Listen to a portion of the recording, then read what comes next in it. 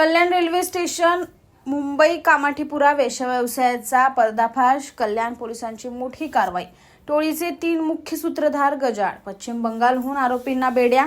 कल्याण railway station परिसरात सुरू असलेल्या वेश्या व्यवसायाचे धागेदोरे मुंबई कामाठीपुरापासून थेट पश्चिम बंगालपर्यंत कल्याण पोलिसांनी उद्ध्वस्त केलं रॅकेटचा म्होरक्या तौफिक उर्फ टोप्या हिमायत सय्यद, त्यांचे साथीदार मीता नारायण बारीक, प्रशांत उर्फ कौवा, वीरकुमार गायकवाड गजाआड।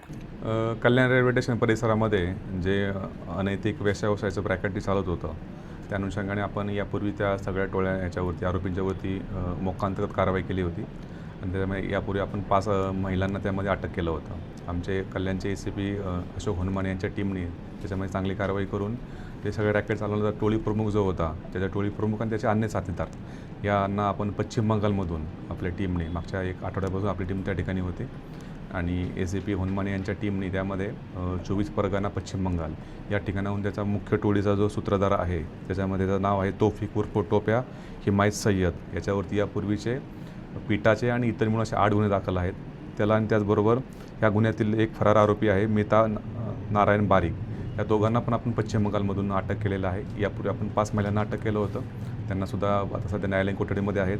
सध्या दोन्ही आरोपींना आपण अटक केलेलं आहे आणि त्या दोन्ही आरोपींना दिनांक 18 पर्यंत आपल्या न्यायालयाने त्यामध्ये रिमांड दिलेली आहे। त्याचप्रमाणे यातील अजून एक आरोपी जो फरार होता, प्रशांत उर्फ कौवा, वीरकुमार गायकवाड, हा सुद्धा टोळीचा सक्रिय सदस्य होता आणि ह्यालासुद्धा आपण अटक केलेली आहे। सध्या तो आपल्या